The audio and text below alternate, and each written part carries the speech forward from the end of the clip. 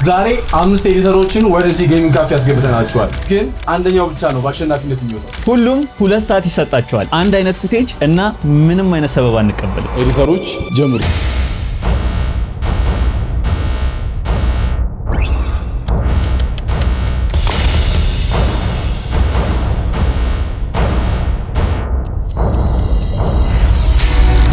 ኤዲተሮች የተሰጣቸውን ፉቴጅ ከዚህ በፊት አይተው ታያቁ።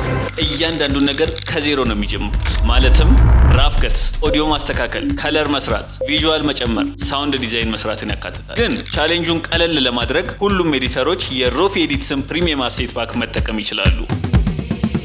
እንደሚያሸንፍ መገመት ከባድ ነው፣ ግን ተከራከራለሁ ብዬ አስባለሁ። አሸንፋለሁ ብዬ አስባለሁ፣ ግን የሚያውቀው እግዚአብሔር ነው። ሰው እናያለን። ያው በሙሉ ኮንፊደንስ ነበር የመጣሁት፣ ግን ውጪ ላይ እያወራን ነበርና አጋጣሚ አሪፍ ነገር አይቼባቸዋለሁና ያስፈራል። ግን እስኪ እንሞክራለን፣ የቻልነውን ያክል እንሞክራለን። እኔ እንጃ ማን እንደሚያሸንፍ አላውቅም፣ ግን የተቻለኝን እንሞክራለን ለማሸነፍ። አላውቅም፣ ግን እኔ መስሎኝ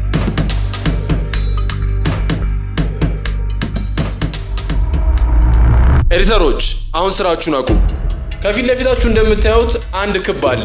ይህ ክብ በውስጡ 5 ጽሁፎችን ይዟል። እነዚህ ጽሁፎች ሽልማትን ወይንም ትልቅ ቅጣቶችን ይዘዋል። ክቡን አሽከርክራችሁ የሚደርሳችሁን ነገር መፈጸም ግዴታ ነው። የሚደርስ ይመስላል አክቹሊ 20 ሚኒት ማይነስ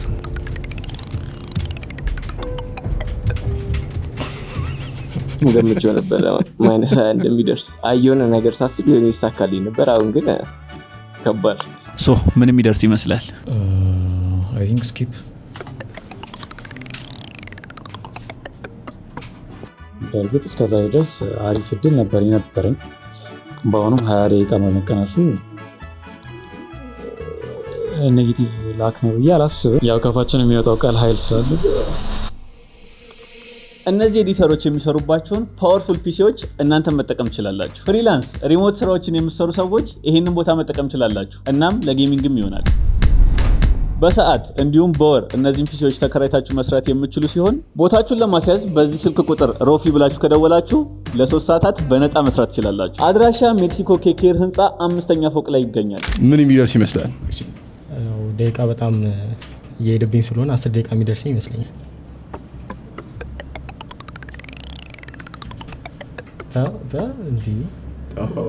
እሱ በጣም ነው የገረመኝ። እኔ ሁሌ እድል እንዳለኝ ነው ማምነው።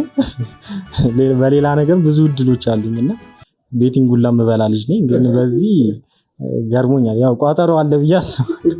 እኔ ሚት እየፈራሁ ነው።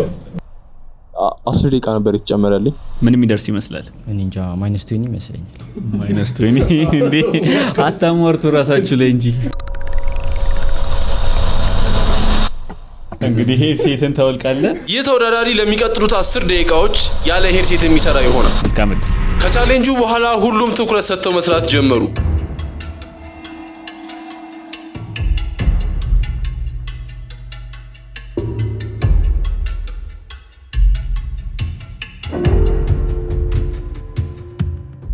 እሺ ኤዲተርስ የቀራችሁ 1 ሰዓት ከ15 ደቂቃ ነው። ጀስት 45 ደቂቃውን በሙሉ ተጠቅማችኋል ማለት ነው።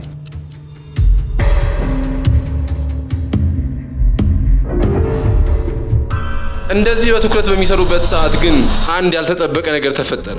ማብራት ጠፋ። የለመድኩት ነገር ስለሆነ ትንሽ እንትን አልሆንኩም፣ ፓኒክ አልሆንኩም። እሱ መብራት ሲጠፋ ምንም ሴቭ ያደረኩ ነገር አልነበረም። እንዳጋጣሚ በጣም ስሙዝ ነበር የሰራሁት። ያው ያሰብነውን ነገር ካስቀመጥን በኋላ ነው ከሰራን በኋላ ነው መብራቱ ሲጠፋ በቃ ሙሉ ለሙሉ ይዞት ሄደውና ድጋሚ እሱን ለማምጣት ደግሞ በቃ አዛ አደረገ። ይህ ተወዳዳሪ ሙሉ ስራውን ሴቭ ሳያደርግ ማብራት ጠፍቶበታል። በዛ ላይ በቅድሙ ቻሌንጅ 20 ደቂቃ ተቀንሶበታል። ከሌሎቹ እኩል መጨረስ ይችል ይሆን? መብራት በመጥፋቱ የሰራሁት ስለጠፋ ለማስታወስ ከበደ ቶሎ ለመስራት። ኦኬ አንዱ ተወዳዳሪዎችን ጀስት ማጠናቀቅ አልቻለም፣ ስለዚህ ወጥቷል። 4 ተወዳዳሪዎች ይቀሩናል ማለት ነው።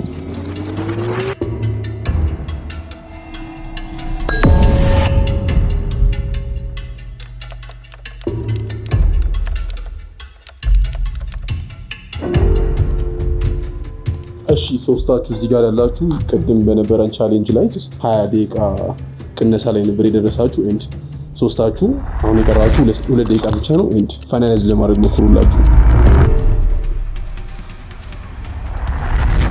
5 4 3 2 1 ሶስታችሁም እጃችሁን ወደ ላይ ያሰብኩትና የሰሩት አንዳንድ ሳውንድ ዲዛይኑ ምናምን መስራት መጨረሻ ትተነው ስለነበረ እሱን ማምጣት ከባድ ነበር። አሁን አንድ ተወዳዳሪ ብቻ ቀርቶናል።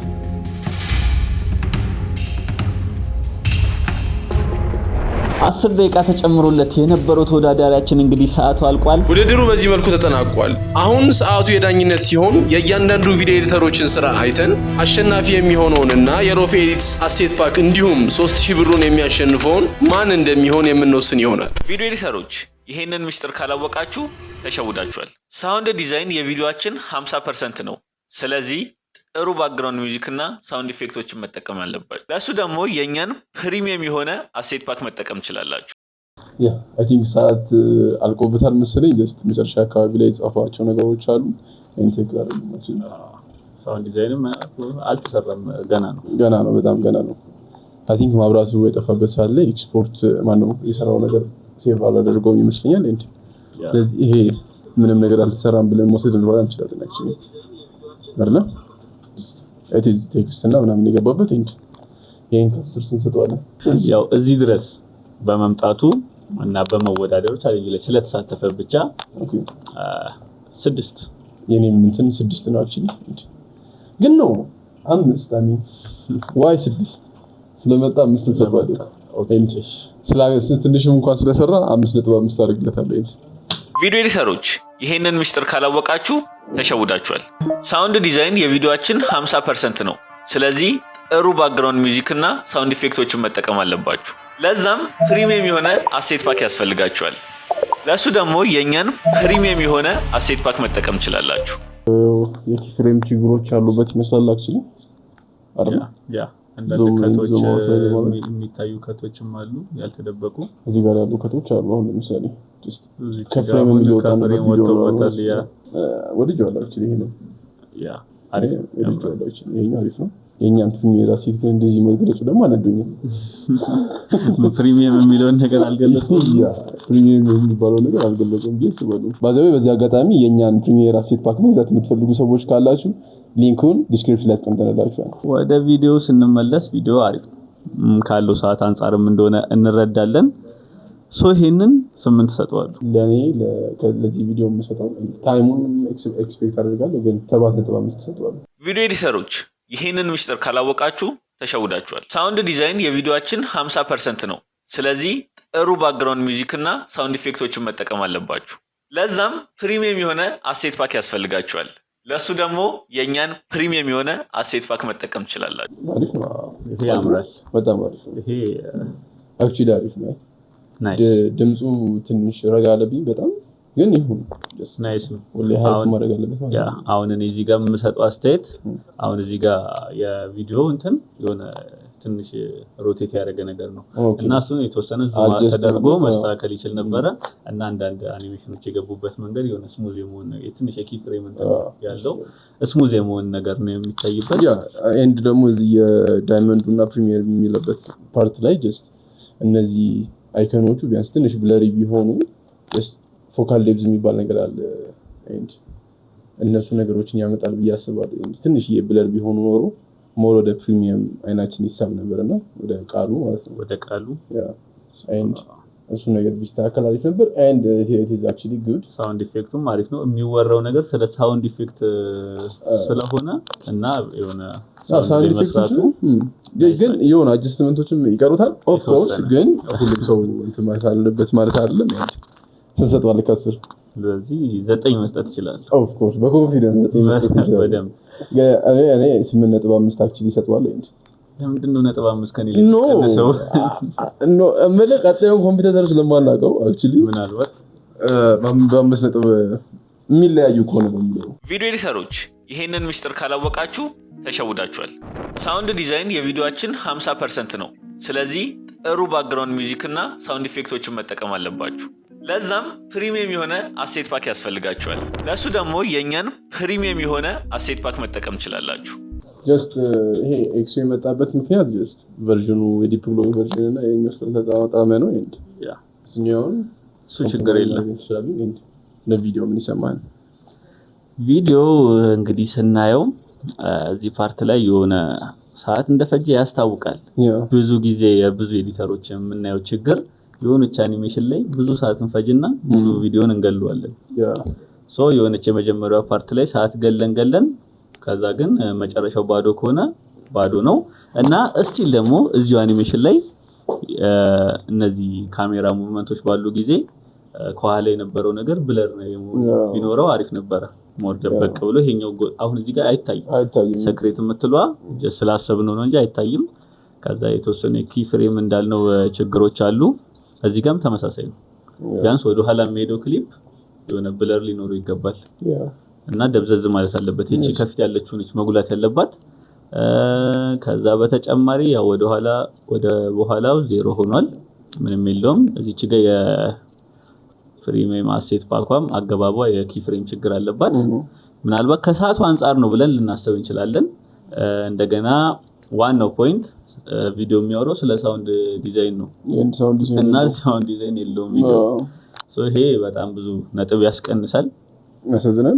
አክቹሊ የምጨምረው ነገር ካለ ምንም የምጨምረው ነገር የለም። የተባለው ነገር ነው። አክቹሊ አንድ ነገር ኦብጀክት ወደ ኋላ ሲሄድ እሱ ብለር ሆኖ ፊት ለፊተኛው መጉላት አለበት፣ ኦር ደግሞ የኋላኛው መጉላት ደግሞ ካለበት የፊት ለፊተኛው ብለር መሆን አለበት። መታየት ያለበት አንድ ነገር ነው መታየት ያለበት ብዬ አስባለሁና ያ ነው ማይ ፖይንት። ሳውንድ ዲዛይን የሆነ ቪዲዮ ሆኖ እንደ ሳውንድ ዲዛይን የለውም። አሜን። ለዚህ ካስስን ሰጥቷል።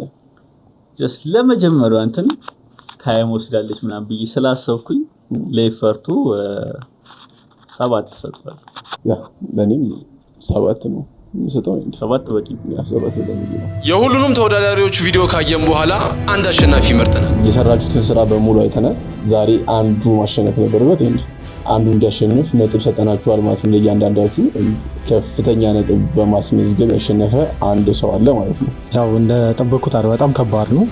የተሰጠን ታይም ትንሽ ስለነበረ በዛች ታይም ያንን ስራውን ሰርቶ ማቅረብ በጣም ከባድ ነበር። አይ ቲንክ ትንሽ የሰዓት ጉዳይ ቻሌንጅ ያደርጋል። የዚህ ውድድር አሸናፊ ሆነውና በራይድ የሚሄዱ